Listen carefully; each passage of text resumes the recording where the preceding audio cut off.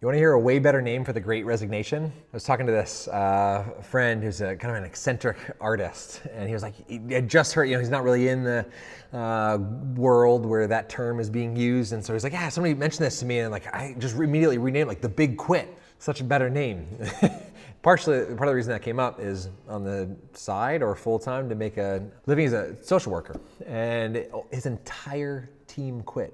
The team went from 7 people to 0 people. And so like literally not the big quit, but the all quit. In this video, I'm gonna share 5 ways that managers and leaders can actually reduce turnover. The cool part is what I'm gonna share, it didn't just like come from my brain or a book I read once. These are some pretty hard data-backed ideas coming from Gallup. And I'm not gonna go super deep into like the PhD research science, because who needs that in a video? But I am gonna link the original article below if you do wanna dig a little bit deeper into that. Once I share these 5 ways that are rooted in research and data, I'm gonna share one really succinct visual model to tie it all together. And the benefit of watching this video is that, especially if shared with your team or your leadership, I believe that this video actually has the power to objectively reduce turnover in your context, in your organization. I'm Chad Littlefield. Let's get into it.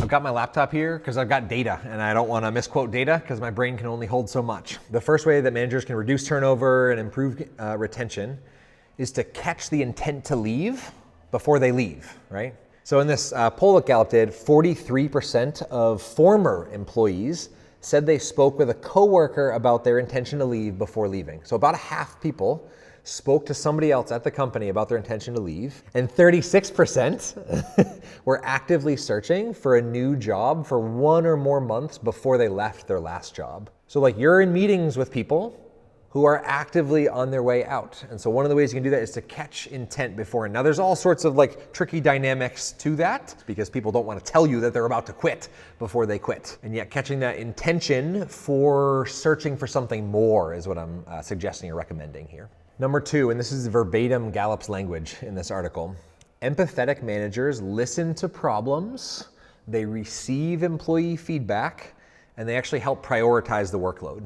Meaning managers actually heard what somebody said and they helped do something different. They helped create a change to shape the world in a way that worked a little bit better for that employee and for the organization, right? However, employees who have a manager who is, quote, always willing to listen are 62% less likely to be burnout. So, if people aren't quitting, they're definitely burnout. I talked to a client the other day, it like broke my heart, almost brought tears to my eyes when I was on the call with her.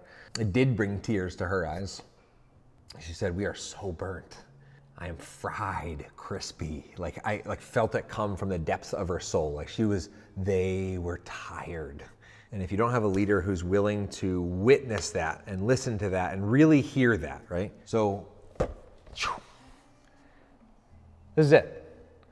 I am willing to know you, and I see you, hear you, get you, and I'm actually with you, right? If you're just willing to know that person, they're gonna be a percentage, I don't know if 62%, because this is an aggregate poll, I don't know about your specific scenario, but they're gonna be a percentage less likely to be burnt out. Number 3, which is kind of a 3-parter, is managers who find creative solutions, personalize flexibility for their employees, and who actually advocate for their people. Not in the sense that they're like pushing and suppressing others around or other teams, right? But they're advocating for their people, which if you go back to this pyramid, look at the very, very top. Are you with them? Right? Do your employees feel like as a leader, you're actually with them? Like your role is to support and uplift them. Number 4, managers and leaders who offer regular recognition and moments of mission. It was Gallup's language, or mission moments. For this one, this is why I'm so passionate about the idea of connection before content, because ideally it creates conversations that are connected to the purpose of why you're there. So you're weaving the thread of purpose throughout work as opposed to just every once in a while saying, hey, look, you've done something purposeful. So the word thank you, only take a couple seconds to say. However, they're meaningless. If you want to find out a little bit more about that, you can watch this video, which will be linked up somewhere. I don't really know how that works, to a video that I published that was one of the most commented on and liked videos on how to give employees positive feedback, where I distinguish between this idea of appreciation versus affirmation. And so if you want to open that up in a new tab or save it for later, the link is in the description as well if you want to unpack that. That could be really, really useful to saying thank yous that actually matter and don't just fall on deaf ears.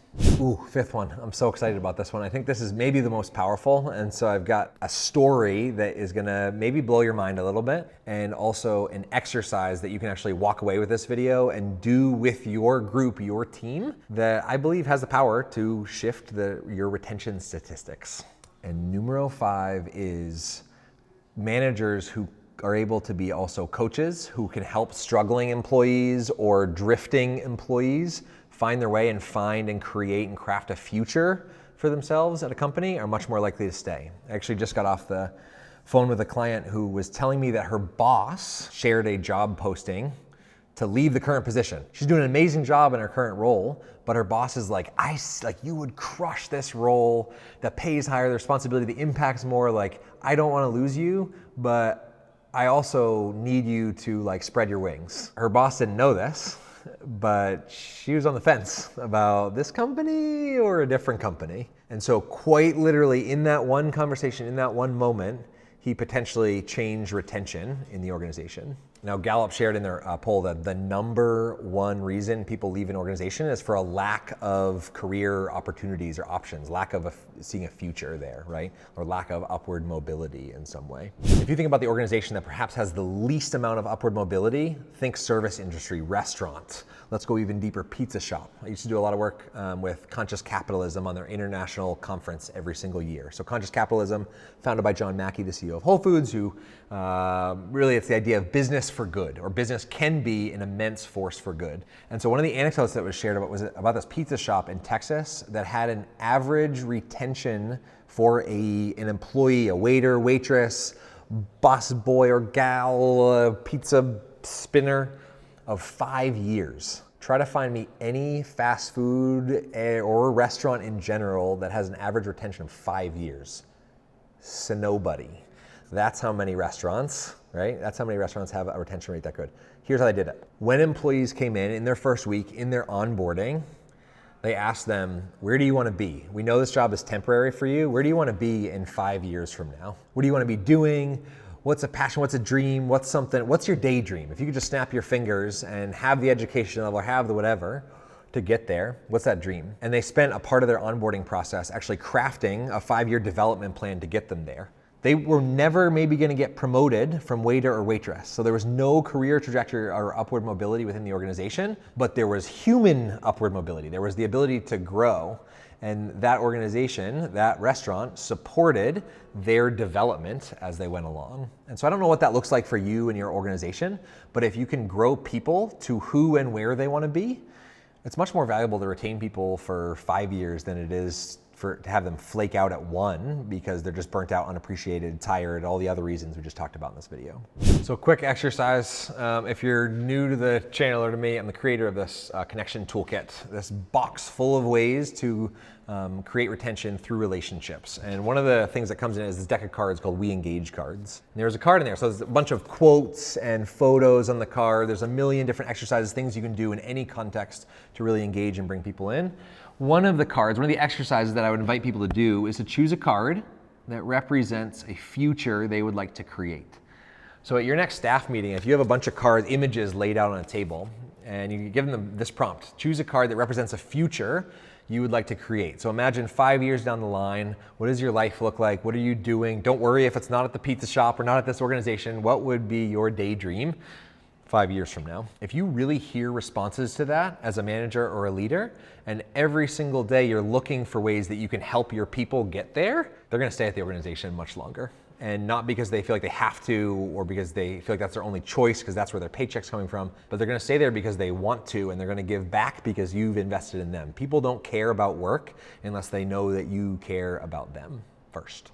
These 5 ways are good, and if you want to take it up a notch and do something like today in the next 60 minutes, you would love checking out this video on the one thing that you can do today to improve retention.